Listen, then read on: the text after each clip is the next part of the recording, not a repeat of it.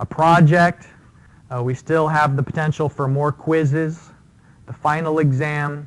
So there's still points out there. Though we're getting close to the end of the semester, there still is a way to, improve your score if you're not quite happy where things are at. Wrong slide. There we go. Let's take a look at some announcements as we get started here. Your next homework assignment is due on Friday, and that's related to budget limits. The in-class exercise that we had in class on Monday, where we were packaging together different bundles of alternatives and finding out which bundle gives you the best profitability. That assignment's due on Friday. Today we're going to be talking about price, demand, and break-even, and I think that the ideas that go into this assignment are actually mostly contained in homework 13, which is due next week. So that is to say, you can definitely get started on that homework after today's class. Any questions on the announcements?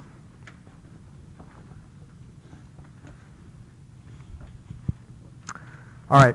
I'll make one other announcement before we get into this new material. If you've been working on the project and you want to stop by during my office hours just to show me what you've done so far, or if you've got questions, I'd be really glad to sit down and chat with you. If you want to show me what your assumptions are, what the data is based on, it doesn't have to be like a mystery to the very end, like a surprise of whether or not I thought you did a good job. If I think that you need to adjust something, it's better for you to have that information while there's still time to make the adjustment than after the fact. So please feel free to stop by during my office hours if you want to just double check on anything that you've done on the project. Okay. This is like a Thanksgiving tradition in a lot of households, right? To go buy the newspaper one day per year because would you take the earpiece out, please? Thanks. Because they've got those glossy ads that kind of gets our commercialism all riled up.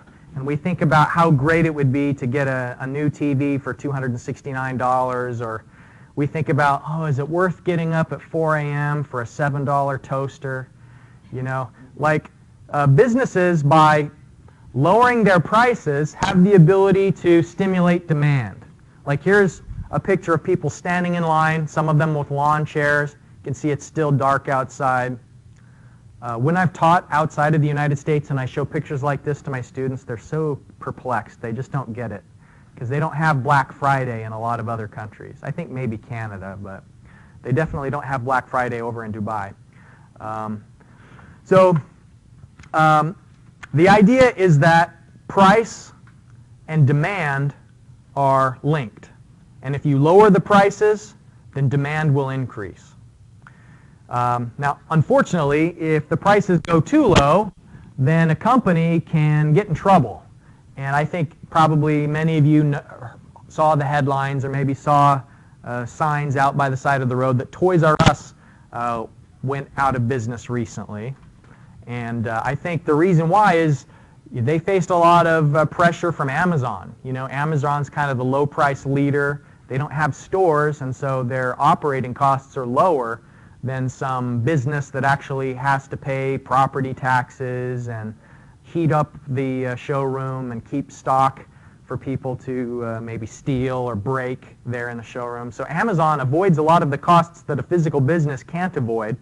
And so if Toys R Us is trying to lower its prices and lower its prices to stay competitive, it can go a little bit too far. So you can stimulate your demand by lowering the prices, but not necessarily lower your prices all the way to profitability. So there are limits there, and that's what we're going to talk about today. I've called it demand so far today, but maybe to be more specific, what I ought to say is price demand. In price demand, what we're saying is that we have the ability to control price as an input. And so the independent variable is the thing that you as a business can control, whereas the demand is a dependent variable. So it depends on the input. So the dependent variable is the demand, and you can control it only indirectly. You can't, hold your customers hostage and force them to buy, but you can entice them to buy through your control of the price. Now, if you've taken an economics class or maybe just through common sense, you know that if price increases, demand will decrease. And if price decreases, demand will increase. Now, different things have a different relationship to how much demand will change. Certain products are relatively inelastic, as they're called, like gasoline, for example. If you live out in Wayne and you have to drive to Marshall every day, it doesn't matter if gas is $2.35 or $2.75, you're going to buy the same amount of fuel regardless of what the price is because you have a requirement that you have to travel. Now you may avoid some optional trips. You know, if gas went up to $8 a gallon, maybe you'd think, I don't really want to come in on Friday. Maybe I'll just listen to that lecture instead of driving in. And so at some point, people will begin to alter their behavior for just about everything. But some things, the price-demand relationship isn't as elastic as others. And so luxury goods, maybe there's more of an elasticity of the price.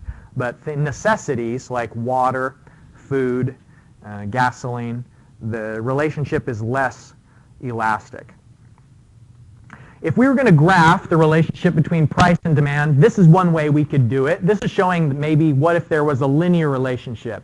What it's saying is high prices give you low demand, low prices give you high demand. So everybody follows that, right? Pretty simple so far. We can express an equation that tells us what's going on with this line. We could say that the price is A. Now A is the price where there would be no demand. So it's the intercept there. So if you're selling a mobile phone and you charge $2,000 and it's just an ordinary mobile phone, probably there isn't anybody out there who'd buy it. So there's some certain price where you finally lose your last customer. So that's the intercept with the vertical axis. Now, B is the slope of the line. And what you can think of it is it's the amount of demand increases for each unit decrease in price. And so if you lower the prices of a cell phone by $1, how many additional units are you going to sell? That's the slope of the line. That's this lowercase b. So it's just the equation of a line, y equals mx plus b, right? So this is very similar to that.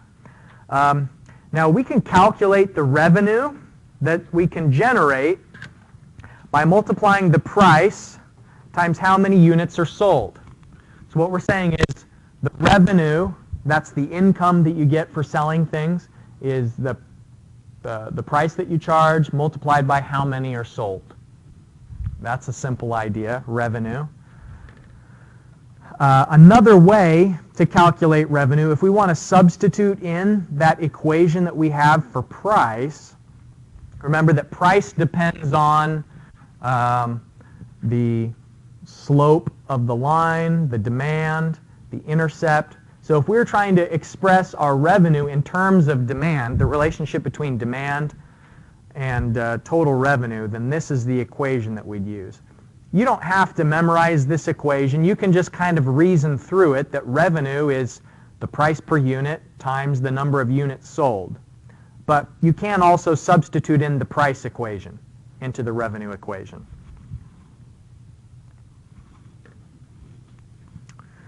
All right, let's look at what's going on in this figure. If you consider the axis, the horizontal axis, it's demand, and the vertical axis is revenue. Now this is the kind of curve where I would love to have you tell me a story. Like what's happening with the company in this story, where the company had a lot of different demands. Let's say that when they were first getting started, the company had low demand. Why did the company have low demand? According to this relationship that we said, price and demand. Too expensive. So in this simplistic model that we're starting with, low demand is because the prices were too high. So they weren't selling enough items, and so as the demand increased, the way that they did that was by lowering their prices. That's why the demand went up. And because they were selling more units, their revenue went up. But then their revenue peaked, and we have a formula for the maximum revenue. D hat is the maximum revenue. And remember, A is the intercept with the vertical axis. That's the price where no one's going to buy it. And B was the slope of the price-demand curve. So we can calculate D hat, which is the maximum demand. But why is it? This is a strange thing. If they were selling more and more units, why did their revenue decrease? Why is it? They were selling their items. They were selling more and more of them, but the way they were selling them is they kept lowering their prices. And so maybe they were selling twice as many as they were selling before, but they had lowered their prices so much that actually the revenue fell. So there is some point of maximum revenue. So let me ask you a trick question. From this figure, how can we know the number of units the company should sell? Remember, this is a trick question. We don't know. Perfect. You weren't tricked by that at all.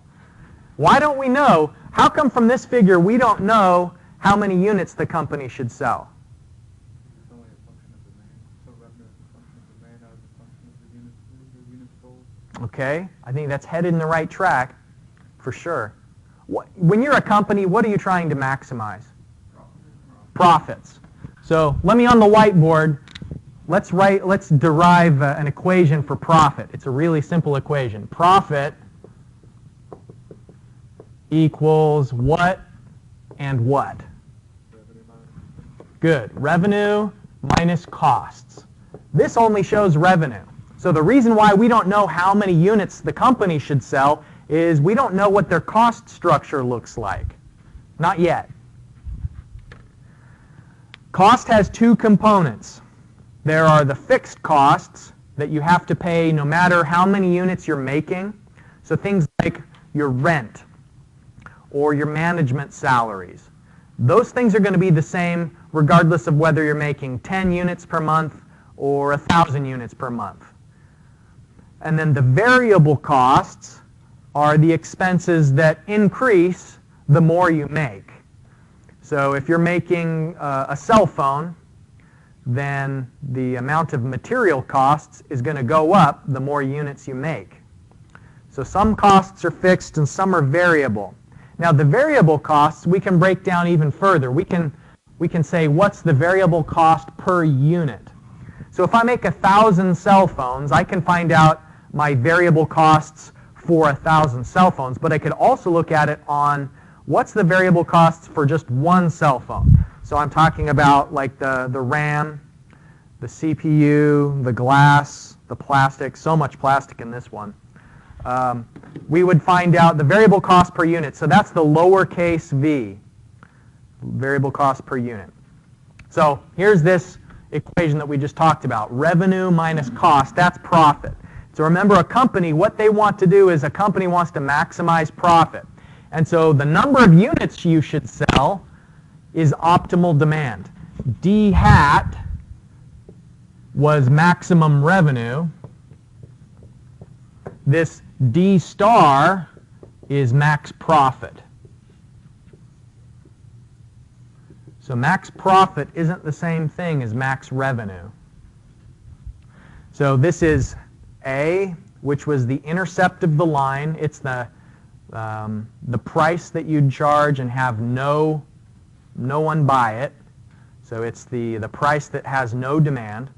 This lowercase v is the variable cost per unit. So it's, in other words, how much material goes in to each unit. And sometimes they'll break down cell phones and they'll say, you know, like the new iPhone has $180 worth of equipment. Like if you add up the RAM and the processor and all the components, they can tear it down and tell you what is the variable cost per unit. And then B, remember B was the slope of the line. Okay, now this equation, break-even points, will make more sense when you see this figure. Okay, well, let's go through what each of these lines and curves is. Okay, so volume is on the horizontal axis, so it's the number of items that we're making and getting purchased. And then the vertical axis is amount of money.